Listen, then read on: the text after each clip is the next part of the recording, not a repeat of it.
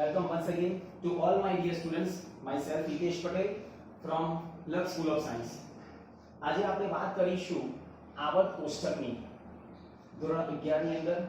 સૌપ્રથમ તો રસાયણ વિજ્ઞાન સ્ટાર્ટ કરીએ ને તો દરેક વિદ્યાર્થીને આવર્ત કોષ્ટક આવડતું હોવું જોઈએ, જેમાં 118 તત્વોને મેન્ડલીફ નામના વૈજ્ઞાનિકે 18 સમૂહ અને 7 આવર્તમાં ગોઠવ્યા. બરોબર. આમ તો જોવા જઈએ તો ફક્ત મેન્ડલીફ એકલાનો ફાળો નથી, પણ ઘણા બધા વૈજ્ઞાનિકો હતા, પણ આ બધો શ્રેય જે છે ને એ મેન્ડલીફના પાડી જાય છે, કારણ કે તે હિંમતવાન હતો.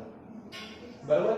તો આજે આપણે વાત કરીશું કે આવર્ત કોષ્ટકમાં જે 118 તત્વોને ગોઠવ્યા એને આપણે યાદ કેવી રીતે રાખીશું. સી પહેલું તો ગોખવાનું કશું છે નહીં. દાખલા તરીકે હું તમને એકાદ બે એક્ઝામ્પલ આપું એટલે તમને ખબર પડશે કે આને આપણે કેવી રીતે યાદ રાખવા.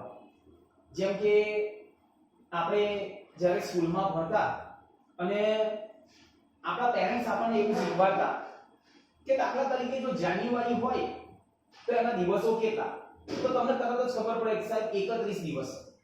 ફેબ્રુઆરી હોય તો 28 દિવસ, માર્ચ હોય તો 31 દિવસ. તો અત્યારે તમને કોઈ પણ એવું પૂછે કે જુલાઈ છે, ઓગસ્ટ છે, તો એના દિવસો કેટલા, તો તમે ડાયરેક્ટ જ સીધો હાથ એ કરશો અને આ રીતે ફાઇન્ડ આઉટ કરો કે જાન્યુઆરીમાં 31, ફેબ્રુઆરીમાં 28, માર્ચમાં તો 31, એપ્રિલની અંદર તો કહેશો 30, બરાબર, મે ની અંદર 31, બરાબર, જૂનમાં ફરી પાછા 30, જુલાઈમાં 31, ઓગસ્ટમાં ફરી પાછા 31 આવશે, બરાબર, સપ્ટેમ્બરમાં 30, ઓક્ટોબરમાં 31, નવેમ્બરની અંદર ફરી પાછા 30 અને ડિસેમ્બરમાં 31. એટલે આવી રીતે હાથ ઉપરથી આપણે યાદ રાખતા. બરાબર. એવી જ રીતે તમને 10મા ધોરણની અંદર એવું પણ ભણાવ્યું હશે કે પાઈની કિંમત કેટલી. જેમ કે દાખલા તરીકે અહીંયા એક એક્ઝામ્પલ લઉં છું કે પાઈ. તો તમે બધા એવું ભણ્યા હશો કે પાઈ એટલે 22/7 અથવા ઓર કરીને તમે લખો 3.14. બરાબર. ખ્યાલ આવે છે?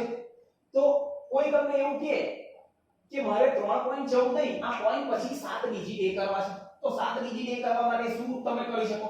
તો એને યાદ રાખવા માટેની ટેકનિક, એને ગોખાય નહીં, પણ એને યાદ કેવી રીતે રાખીશું એ ટેકનિક આપણને ખબર હોવી જોઈએ. બરાબર. જેમ કે આને આના પછીના પોઈન્ટ, તો હું એક સેન્ટેન્સ બનાવી દઉં કે મે, અહીંયા લખું છું may I have a large container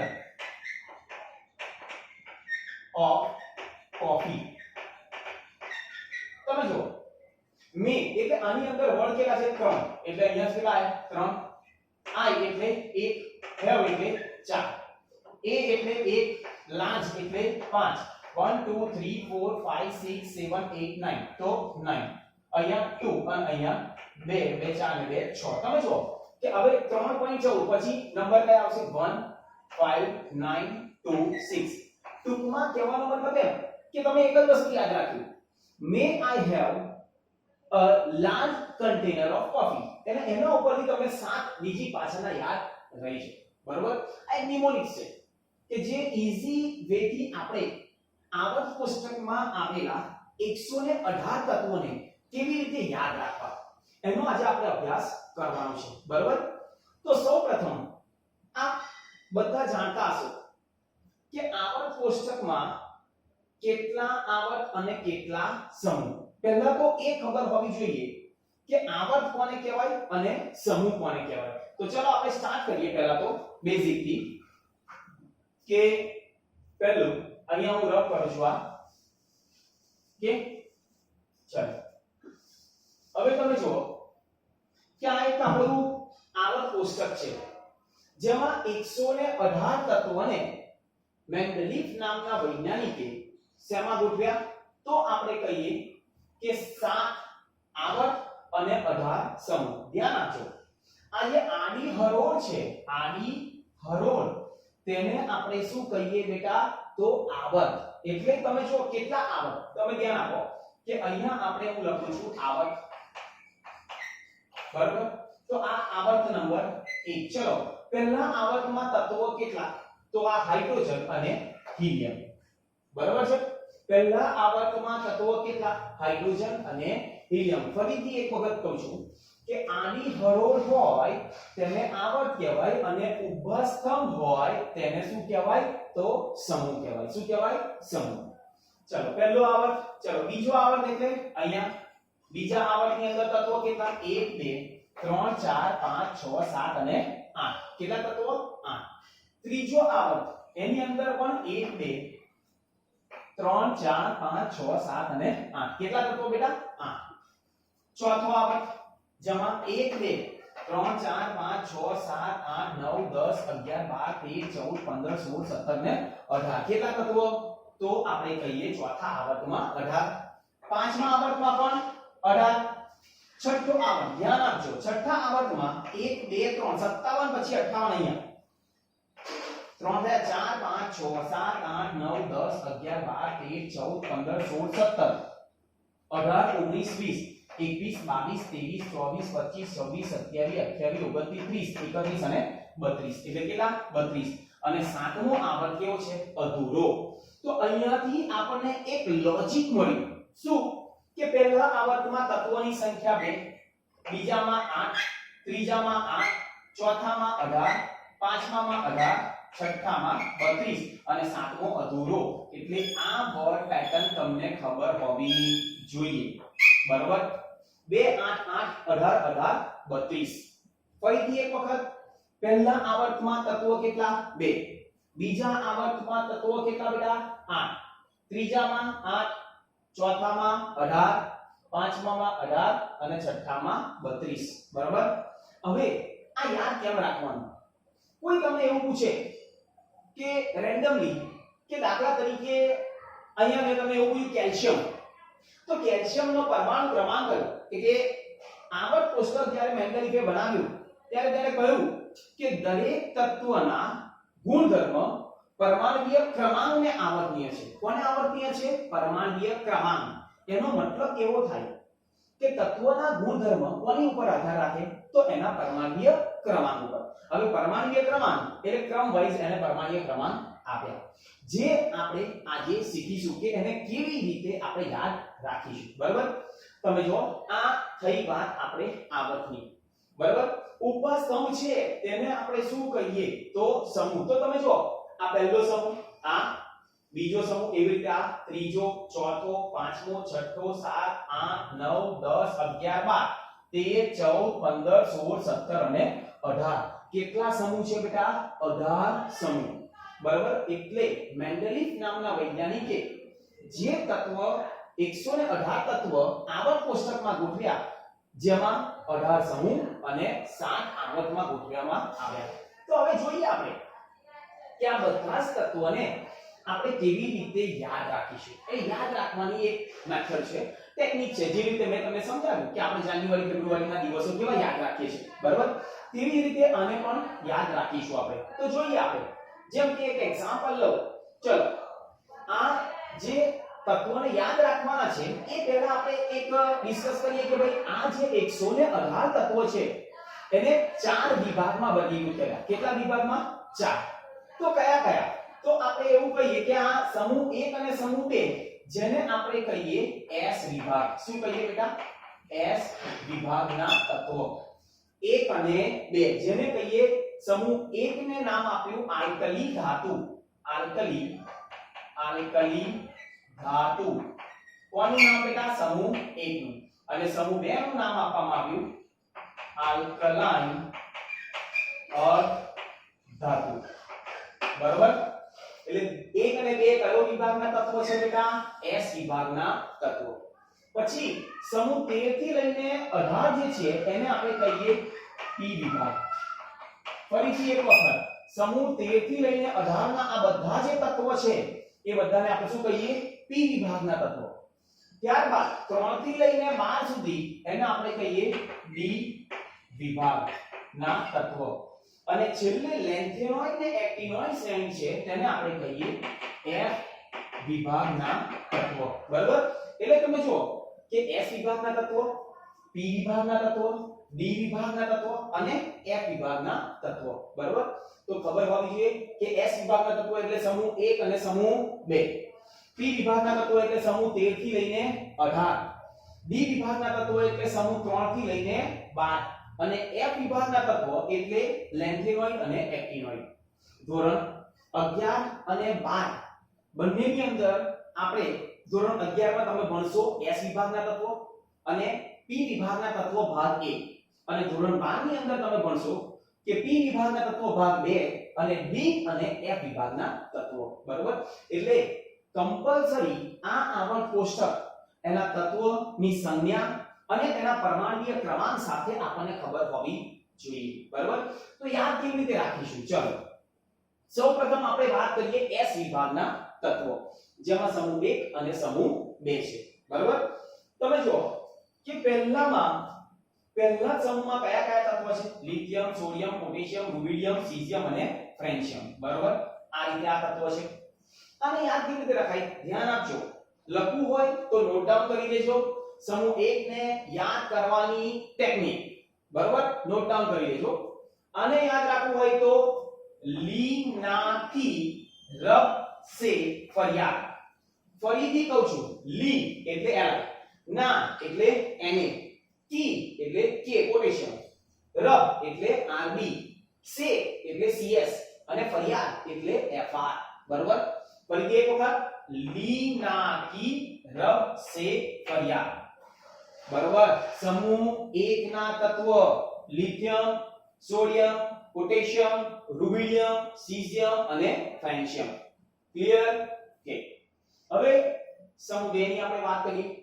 સમૂહ 2 ની અંદર તમે જો કે પહેલું એને યાદ રાખવા માટે કેવી રીતે યાદ રાખીશું? તો બેરિલિયમ, મેગ્નેશિયમ, કેલ્શિયમ, સ્ટ્રોન્શિયમ, બેરિયમ અને રેડિયમ છે. ધ્યાન આપજો. તો આને યાદ રાખવા માટે ફરીથી નોટ ડાઉન કરી લેજો. બેટા માગે કાર સ્કૂટર, બાપ રાજી. બરોબર? ફરીથી બેટા એટલે બી, માગે એટલે mg, કાર એટલે ca, સ્કૂટર એટલે sr, બાપ એટલે ba અને રાજી એટલે ra. બરોબર? બેટા માગે કાર સ્કૂટર, બાપ રાજી. ફરીથી નોટ ડાઉન કરી લેજો. બેટા માગે કાર સ્કૂટર, બાપ રાજી. બરોબર? આ શેની વાત થઈ બેટા? એસ વિભાગના તત્વો, જેમાં આપણે કેવી રીતે યાદ રાખવાનું છે? તો સમૂહ રીતે. બરોબર? ઉપરથી નીચે. એવી જ રીતે હવે આપણે વાત કરીએ પી વિભાગના તત્વો. શેની વાત કરીશું? પી વિભાગના તત્વો. ચલો સમૂહ 13 ની વાત કરીએ. પહેલું તો સમૂહ 13 પહેલું શું છે? બોરોન, એલ્યુમિનિયમ, ગેલિયમ, ઇન્ડિયમ અને કેલિયમ. તો આને યાદ રાખવા માટે બેંગન, આલુ, ગાજર ઇન થેલા. ફરીથી બેંગન, આલુ, ગાજર ઇન થેલા. ફરીથી એક વખત બેંગન, આલુ, ગાજર ઇન થેલા. બરોબર છે? ઓકે. એના પછી 14 નંબર આપણે યાદ રાખીશું કાર્બન, સિલિકોન, જર્મેનિયમ, ટીન અને લેડ. તો આને યાદ રાખવા માટે કાશી ગયે શેરે પંજાબ. કાશી ગયે શેરે પંજાબ એટલે કાશી, કા એટલે સી, સી એટલે si, ગયે જી, શેરે એટલે sn અને પંજાબ એટલે pb. બરાબર? હવે સમૂહ 15 ની આપણે વાત કરીએ. નાઇટ્રોજન, ફોસ્ફરસ, આર્સેનિક, એન્ટીમની અને બિસ્મથ. ચાલો આને યાદ રાખવા માટે નાના પાટેકર, ઐશ્વર્યા, સબ બિંદાસ. ફરીથી નાના પાટેકર, ઐશ્વર્યા, સબ બિંદાસ. ફરીથી નાના પાટેકર, ઐશ્વર્યા, સબ બિંદાસ. નોટ ડાઉન કરી લેજો. કે હવે સમૂહ 16 ની આપણે વાત કરીએ. ઓક્સિજન, સલ્ફર, સેલેનિયમ, ટેલુનિયમ અને પોલોનિયમ. બરાબર? અને યાદ કેવી રીતે રાખીશું? ઓ સ્ટાઇલ સે ટીકો. ઓ સ્ટાઇલ સે ટીકો. ઓ એટલે ઓ, સ્ટાઇલ એટલે s, સે એટલે s, ટી ટી એટલે t અને પો એટલે po. બરાબર? ખ્યાલ આવી ગયો? ચલો સમૂહ 17 ની આપણે વાત કરીએ. હેલોજન તત્વો, જેમાં ફ્લોરીન, ક્લોરીન, બ્રોમીન, આયોડીન અને એસ્ટેટિન. फिर कल बाहर आई आंटी.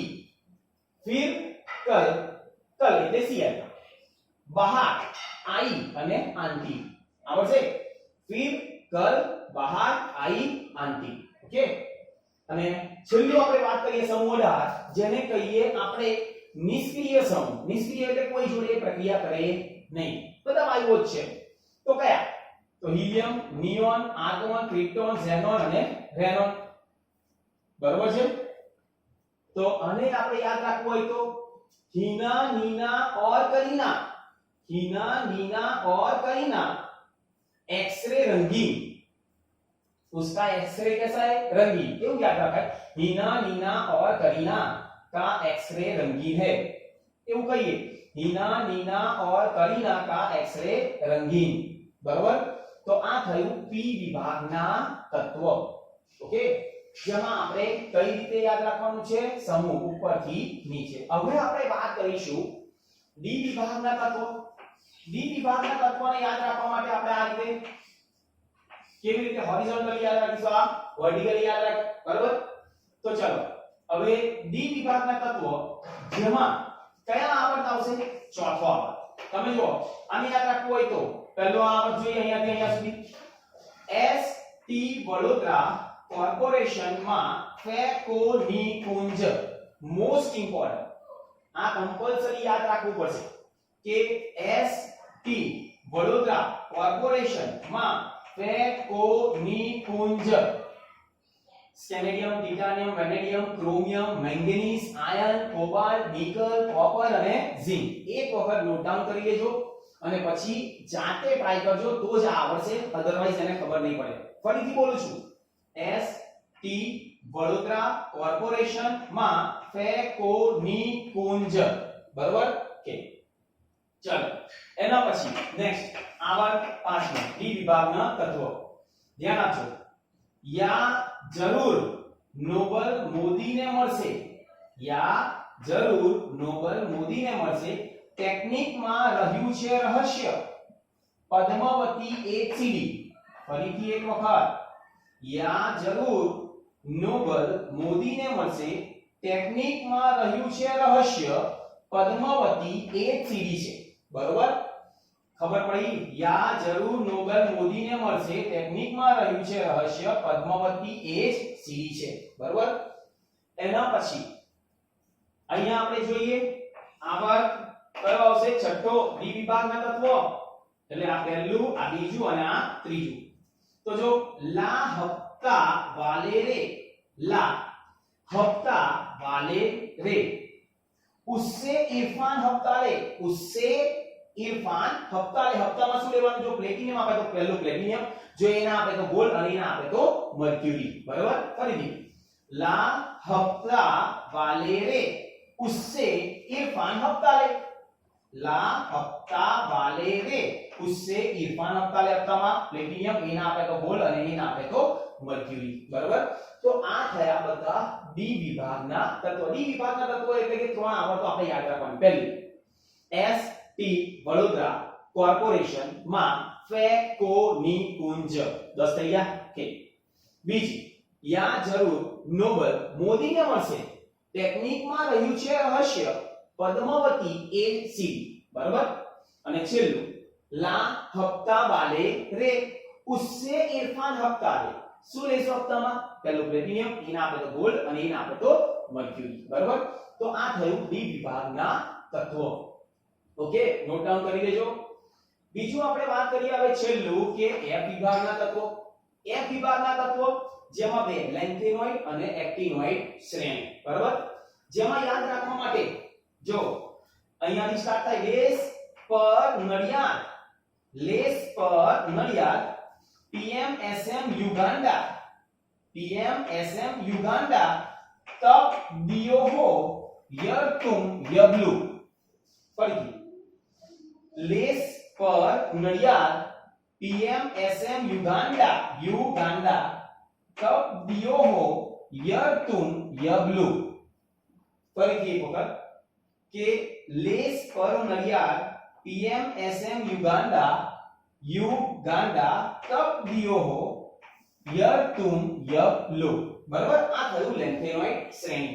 અને એક્ટિનોઇડ શ્રેણીની આપણે વાત કરીએ ને તો AC થી પારો, AC થી પારો, યુ ન પૂછ, યુ ન પૂછ, AMCM બેંક કાફે, એસી પારો યુ ન પૂછ એએમસીએમ બેંક કાફે એસએફએમ મોદીનો લાલ બરાબર એસએફએમ મોદીનો લાલ ફરીથી એસી પારો યુ ન પૂછ એએમસીએમ બેંક કાફે એસએફએમ મોદીનો લાલ બરાબર તો આ રીતે દરેક તત્વોને આપણે યાદ રાખવાના છે આ એક મેથડ થઈ ગઈ કે કેવી રીતે આપણે યાદ રાખીશું હવે આપણે જોઈએ કે દરેક તત્વનો પરમાણુય ક્રમાંક કેવી રીતે જેમ કે હું તમને એમ કહું કે ચલો આ ક્રિપ્ટોન છે તો એનો 36 પરમાણુય ક્રમાંક કેવી રીતે આવ્યો તરત તો આપણને ખબર પડે કે ક્રિપ્ટોનનો પરમાણુય ક્રમાંક આપણે તો આખું લખવા તો થોડું જવાય તો મેં તમને કહ્યું હતું કે લોજિક વર્ડ આપણે યાદ રાખવાનો કે 2 8 8 18 18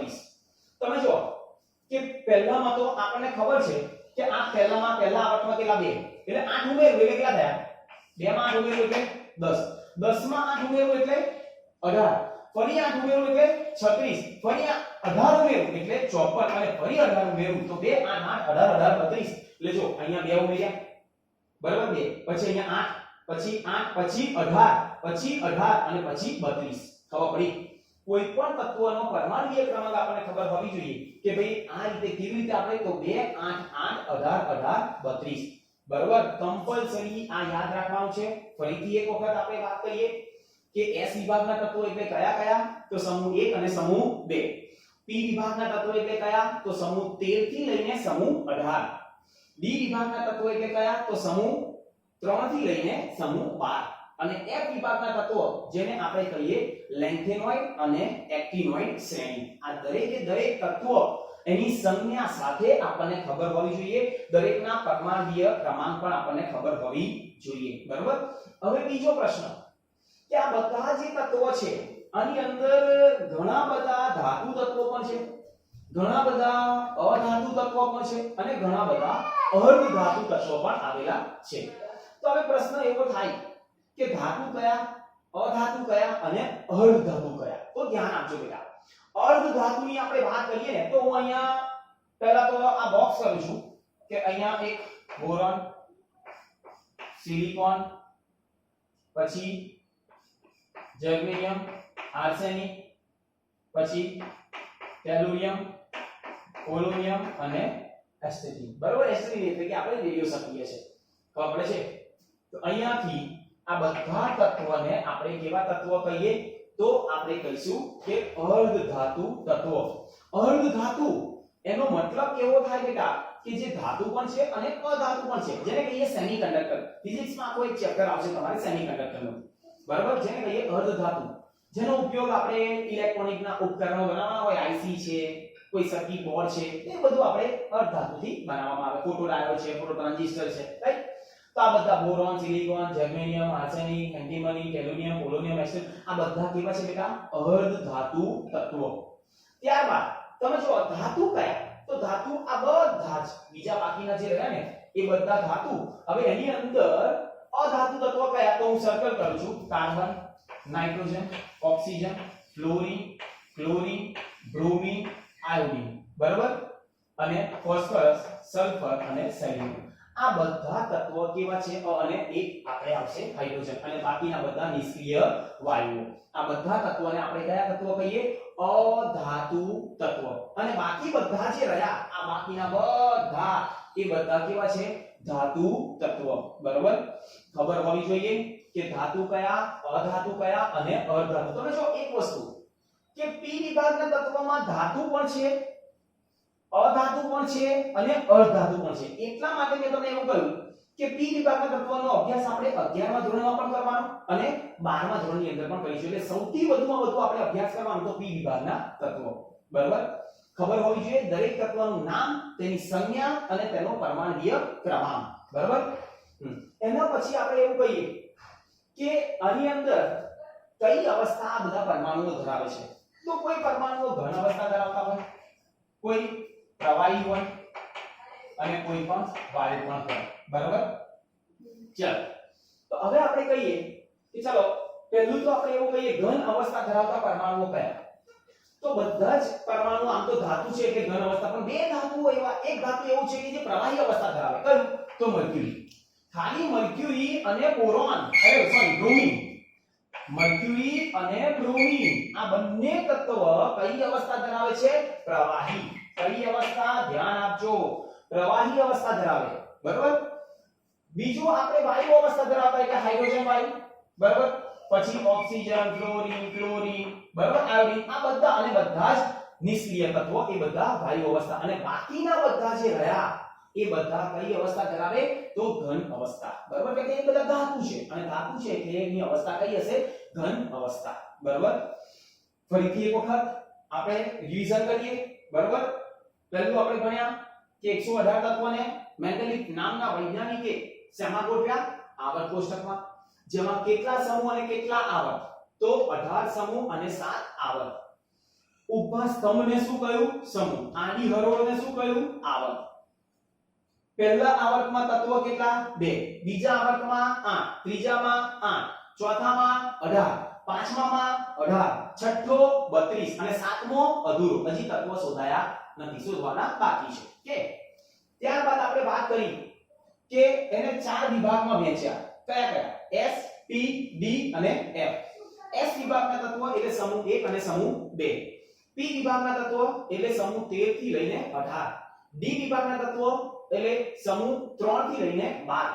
અને F વિભાગના તત્વો એટલે લેન્થેનોઇડ અને એક્ટિનોઇડ શ્રેણી. બરોબર. જેમાં એક્ટિનોઇડ શ્રેણી છે ને આ બધા રેડિયો સક્રિય છે. બધા રેડિયો સક્રિય. જ્યારે લેન્થેનોઇડ ની અંદર ફક્ત PM જે છે એ રેડિયો સક્રિય છે. બરોબર. ત્યારબાદ બીજું આ આપણે JEE અને NEET માટે આપણને ખબર હોવી જોઈએ કે તો પછી આપણે જોયું કે ભાઈ દરેક સમૂહમાં આવેલા તત્વોને કેવી રીતે યાદ રાખવા. તમે જો પહેલું આપણે શીખવાડ્યું लीना की रब से फरियाद. બીજું बेटा मांगे कार स्कूटर बाप राजी. ત્રીજું बैंगन आलू गाजर इन थैला. चौथું काशी गए शेरे पंजाब. नाना पाटेकर ऐश्वर्या सब बिंदास. ओ स्टाइल से टीपो. फिर कल बाहर आई आंटी. हीना मीना और करीना एक्सरे रंगीन. बराबर. एसटी वडोदरा कॉर्पोरेशन में फेकोनी कुंज.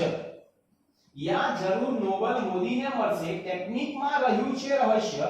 पद्मावती एक सीडी. ला हफ्ता वाले रे उससे इरफान. हफ्ता ले हफ्ता માં શું લેવાનું? પ્લેટિનિયમ ના આપે તો ગોલ્ડ અને એ ના આપે તો મર્ક્યુરી. બરાબર. लेस पर नरिया पीएमएसएम युगांडा तब दियो हो यर तुम यब लो. बराबर. एसी थी पारो यू न पूछ. एमसीएम बैंक काफे एसएफएम मोदी नो लाभ. बराबर. એટલે આ એક ટેકનિક થઈ ગઈ કે કેવી રીતે આપણે 118 તત્વોને યાદ રાખવાના છે. બરાબર. અને છેલ્લું મેં તમને એવું પણ કહ્યું કે દરેક તત્વના ગુણધર્મો એ તેના પરમાણુકીય ક્રમાંકને આવર્તનીય છે. અને એક વસ્તુ ખાસ ધ્યાન રાખજો કે એક જ સમૂહમાં આવેલા દરેક તત્વના ગુણધર્મ કેવા હશે બેટા? સમાન. કેવા છે? સમાન. એવી રીતે મેન્ડેલિફે તત્વને સમૂહમાં ગોઠવ્યા કે એક જ સમૂહમાં આવેલા દરેક તત્વના ગુણધર્મ સમાન હોવા જોઈએ. તો અહીંયા આની સહજકતા +1, આમાં પણ +1 +1 +1 એટલે એક ઇલેક્ટ્રોન ગુમાવે. આ કેટલા ઇલેક્ટ્રોન ગુમાવે? 2. બરાબર. એવી રીતે દરેક સમૂહમાં આવેલા દરેક તત્વના ગુણધર્મ કેવા છે? સરખા. બરાબર. તો અહીંયા સુધી આજે ઇનફ. બરાબર. ફરીથી એક વખત આવર્ત કોષ્ટક જ્યારે પણ તમે હોમવર્ક કરો તો આવર્ત કોષ્ટકની અંદર પહેલા આવર્ત કોષ્ટક જાતે ડ્રો કરો. એના પછી તમારે દરેક સમૂહની અંદર કે આવર્તમાં જે તત્વો આપણે યાદ રાખવાના છે એ ટેકનિક પણ એક સમૂહ લખો અને એની બાજુ એની ટેકનિક લખો. એક સમૂહ લખો એની બાજુ એની ટેકનિક લખો તત્વોની. બરાબર. એની સંજ્ઞા, પરમાણુકીય ક્રમાંક અને ટેકનિક આ બધું જ આપણને ખબર હોવી જોઈએ. અત્યારે થોડી મહેનત પડશે પણ 11th અને 12th ની અંદર જો આ આવડશે ને તો તમારા માટે કેમિસ્ટ્રી એકદમ ઈઝી થઈ જશે. ઓકે. તો ફરી નેક્સ્ટ વિડિયોની અંદર આપણે વાત કરીશું કે ઇલેક્ટ્રોનની ગોઠવણી કક્ષકોમાં કેવી રીતે કરવી. આંકડાઓનો નિયમ એ આપણે નેક્સ્ટ વિડિયોમાં જોઈશું. ઓકે. Thank you.